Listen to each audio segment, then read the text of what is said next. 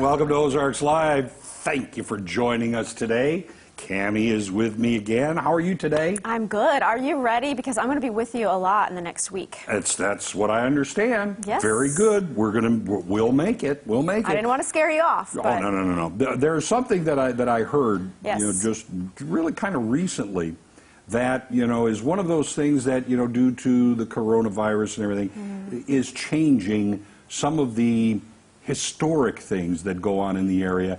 And one of them is something that is very near and dear to you because it's like a real family thing with you, yes. And that's Sucker Days. Yes. First of all, explain what your connection to Sucker Days is, okay. outside of going to eat sucker fish. Okay, my family's been here since like the mid-1800s, okay? Mm-hmm. Like I can show you on some of our land where the original house structure was. It was really about the size of this stage right here. Not right. very big, okay? And so my grandpa, who is a Nixa native. He was actually the first mayor when Nixa became a city back, really? I don't even know what year that was, but okay. a long time ago. Okay.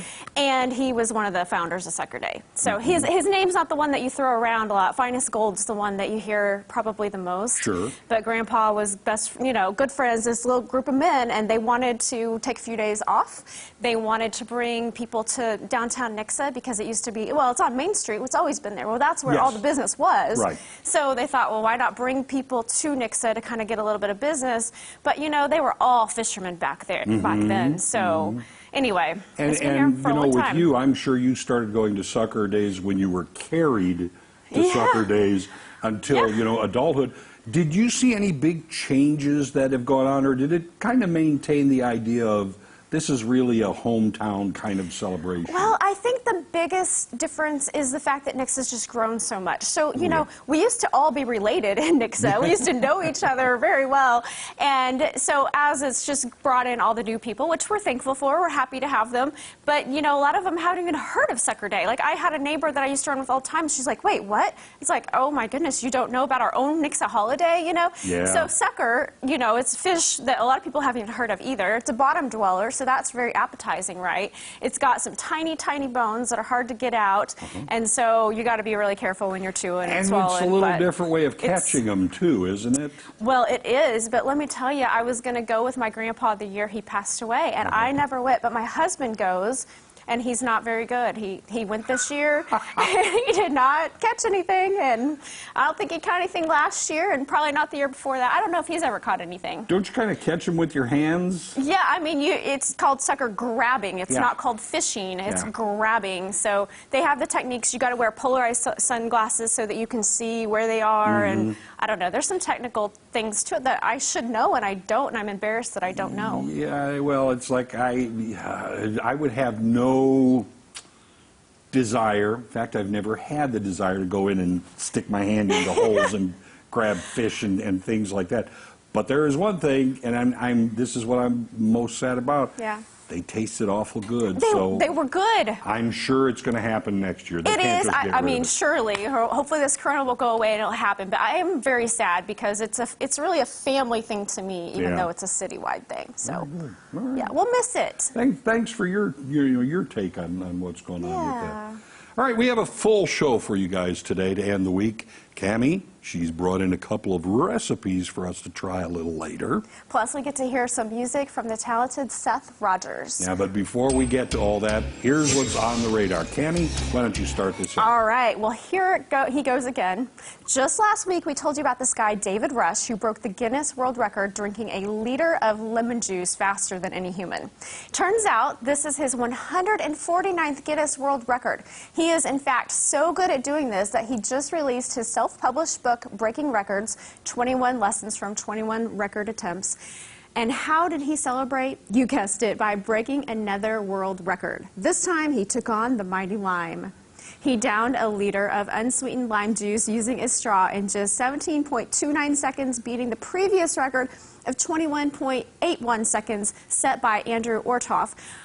After running the personal world record counter to 150, Rush said he was done drinking records for a while, opting for something more physically active in the future.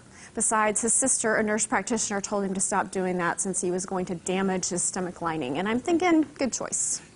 Yeah. Listen to the professionals. Yeah, I think Yes. so. I can't imagine. I mean, I remember that from, I don't know, last week, 2 weeks ago, thinking of drinking a liter of unsweetened lemon juice.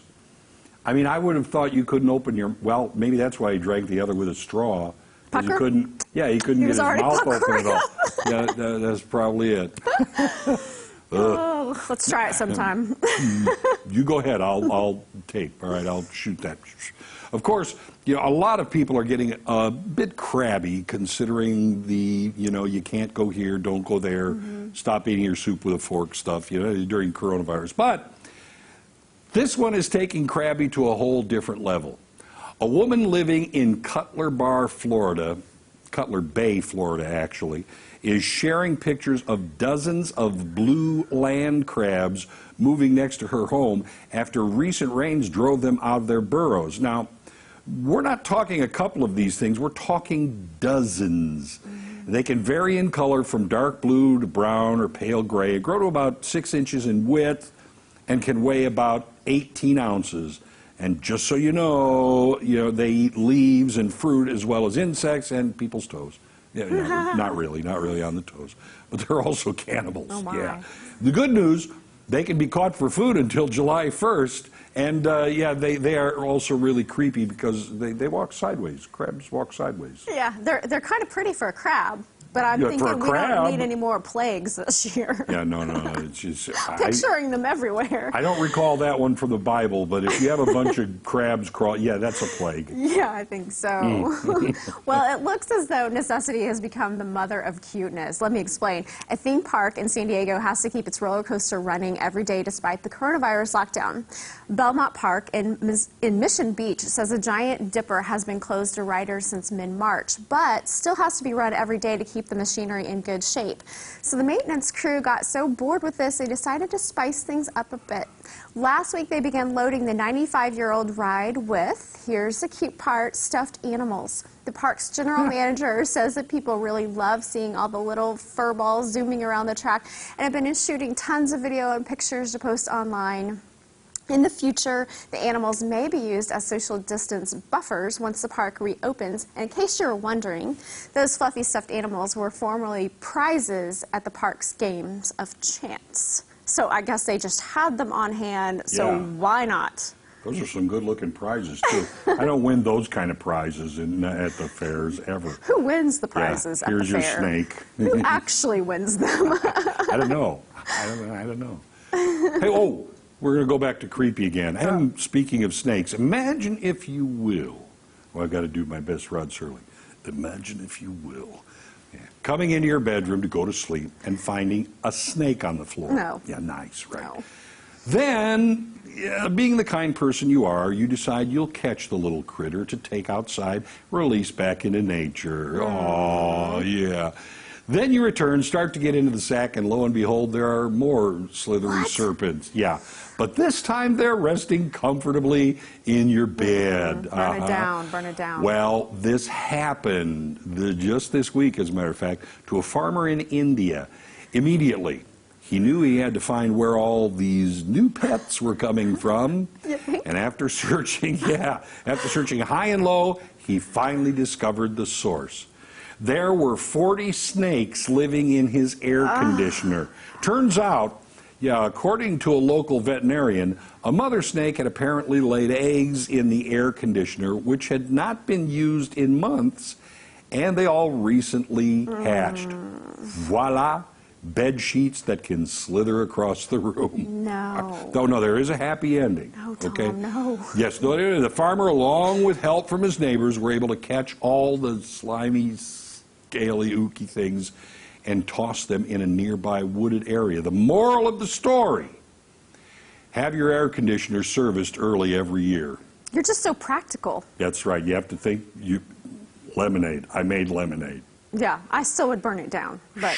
To the whole house. Yeah. All right.